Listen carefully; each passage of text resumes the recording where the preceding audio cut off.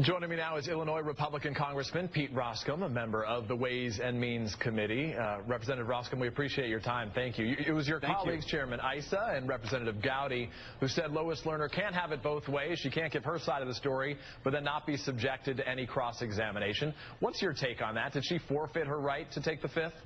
Well, I think she forfeited her right insofar as her claim that she didn't lie to Congress, and that was a grievous error. Either she didn't listen to her lawyer, or her lawyer gave her very bad advice. But she has opened up the door insofar as her original statements. She may be able to claim the Fifth for other things that were subsequent to that statement, but when she opens it up and says, I didn't lie to Congress and now I plead the Fifth, you don't get it both ways. She made a big mistake.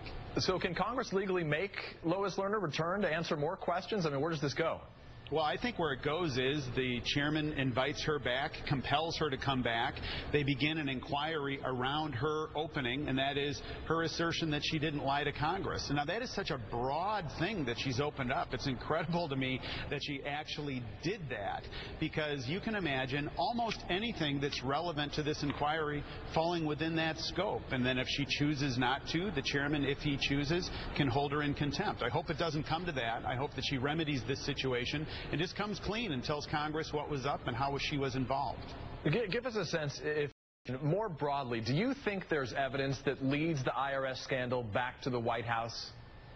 Well, there's no evidence that leads it to the Oval Office, and I think this is a situation we need to be very careful and get the facts out and not come to conclusions and speculations before the facts speak for themselves. There was bipartisan outrage, as you acknowledged in your opening, because people who are thoughtful people figured this out. If the IRS can manipulate and target one group in a different scenario at a different season with different motivations, they can target another group. And what the IRS is finding is, look, they've got no friends.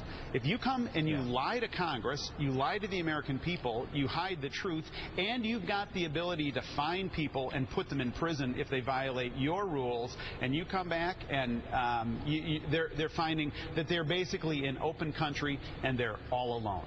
So you're an attorney. Do you think anyone should go to jail for this?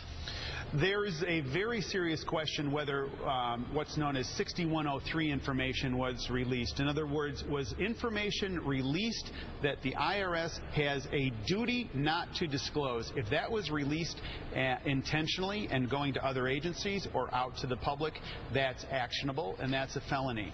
The questions around the targeting, there's a lot of ambiguity about the legality of that, but surely that's going to be something that Congress is going to revisit. I want to get your thoughts very quickly before we let you go on the President's counterterrorism speech today, what you want to hear from him today, and what your view is of this new effort to try to be more transparent by this administration. I mean, I think it's about time, but there's got to be this sense of balance that the President needs to articulate. How is it that he's going about making decisions? What are the legal restraints upon him? Surely it can't be just an ability for him to target without any review and any oversight. And if there is a level of confidence, I think the country is ready to come behind him. But if not, it could be in this same milieu, basically, as other things that we've seen coming out of the administration. Mishandling of the IRS, mishandling Benghazi, and mishandling the AP. Representative Pete Roskam of Illinois joining us this morning. Representative, thank you very much. Thanks, Peter.